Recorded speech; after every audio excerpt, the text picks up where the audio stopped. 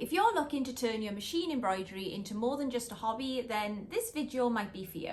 I work from home on my small business. When I started, I had one single needle embroidery machine and it's grown over a few years. On my embroidery channel, I like to talk about everything to do with machine embroidery, garment decoration and the general day-to-day running of a small business from your house. In this video, the points I'm going to cover are getting ready to sell, streamlining your production process, niching, not underselling yourself, and keeping a good work-life balance. I also have something exciting to share. Another thing I like to do on my channel is look at handy gadgets that make things easier within your company, and a company called MUNBYN reached out to me and sent me their thermal label printer, and I'm going to be demonstrating this later in the video. But let's get started with getting ready to sell. You might have made gifts for your friends and family before, and positive feedback you received from them has inspired you to do more with your hobby. But selling products is a lot different to giving it away for free. However, it's never been easier to get started, and e-commerce can put your product in front of a global audience. You take photos and create a listing that describes your product and its uses. Potential customers then view that listing and decide whether or not they want to buy that product based on the information you provide. Your listing could be your customer's first encounter with your brand, and so it should cover topics such as how to use the product size, any aftercare needed to look after the product, and also your returns policy, just to give a few examples. By addressing these topics clearly, it will increase customer confidence, and hopefully that will lead to a sale for you without the customer feeling the need to contact you directly with their questions. Time spent not answering questions that are covered in the listing can then be spent on other more productive aspects of your business. I had to swap my filming location from downstairs because I wanted to run the embroidery machines, and as you know, if you own an embroidery machine, they can be quite loud, and that doesn't really mix well with filming a video. But I was talking about time and productivity. Being able to get your products out of the door quicker equates to higher profit margins, and what I mean by that is the more you can complete in an hour, the better. When I used to embroider as a hobby, timing myself just wasn't a thing because I didn't have any deadlines to meet. And then when I started embroidering as a business, I wanted to produce as much as possible, as quickly as possible, to meet customer expectations on delivery times. To streamline my production process, I invested in equipment to make my life easier, such as the magnetic hoops and the Hoop Master. These aided me in production, but there are other processes within a business that can be improved upon too. Packing orders, for example, can take up a lot of time. I can't believe that when I first started sending orders out, we used to handwrite the addresses on every letter.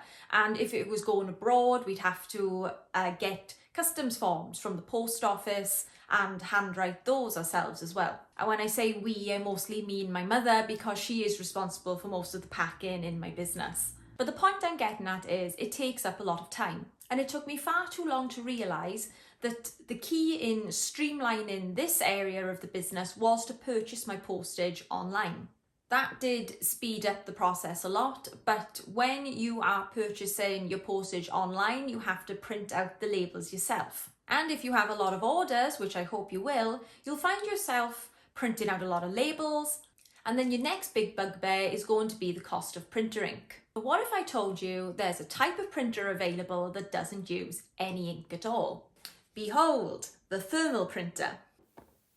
I've been using a thermal printer for years. Not this particular one, but when MUNBYN offered to send me this printer to review and share on my channel, I was genuinely happy to do so, because in terms of order fulfillment, having a thermal printer is a must-have accessory. If you're wondering what a thermal printer is, it is a type of printer that uses heat to transfer images and texts onto a special kind of paper.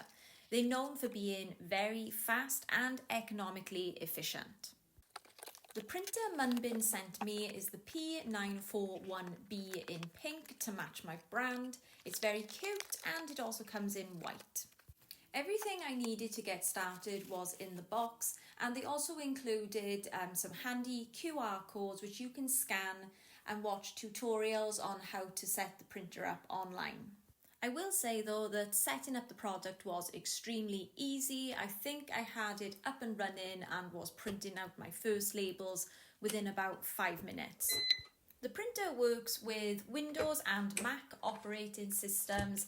It comes with a cable which you hardwire to your computer or laptop, and then you download the appropriate driver.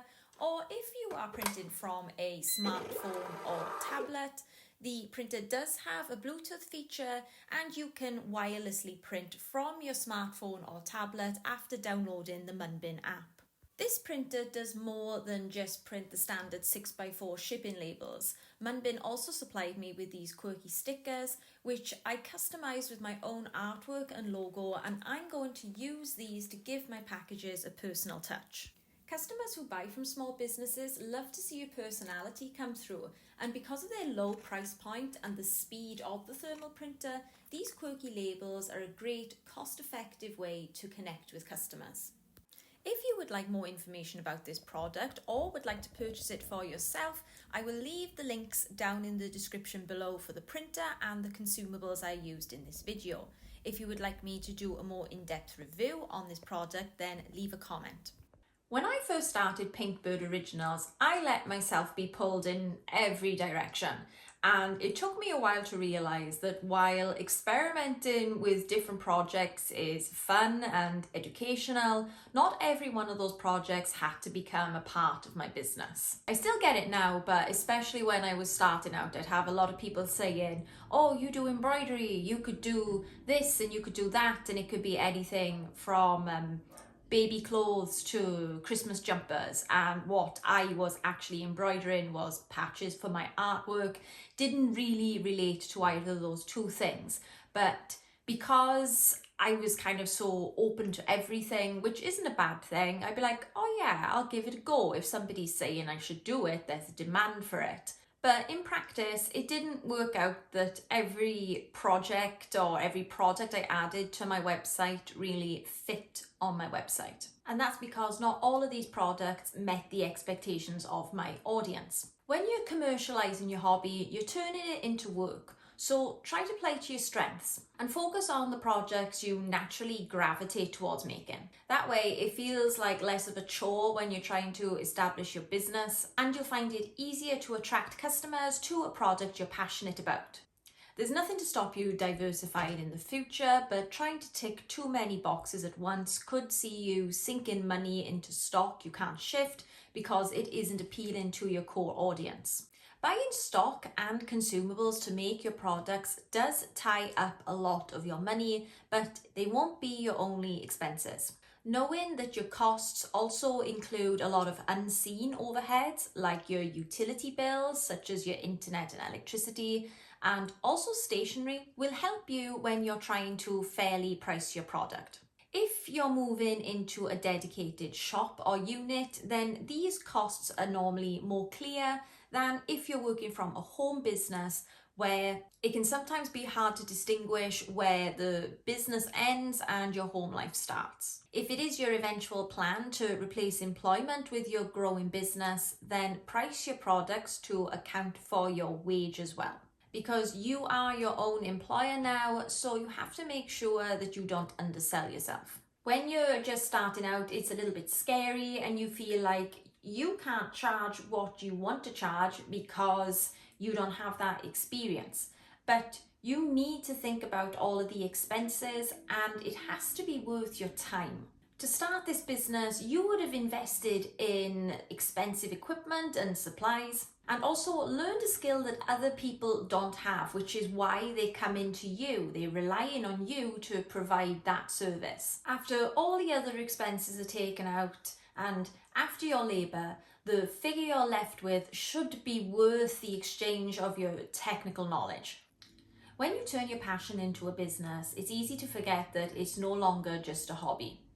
And being your own boss, things like structure and routine can often get overlooked. I regularly see funny sketches on social media of how people have quit the monotony of a 9-to-5 job and traded it in for working 24 hours a day, 8 days a week on their home business. Because it is hard to separate free time from work time.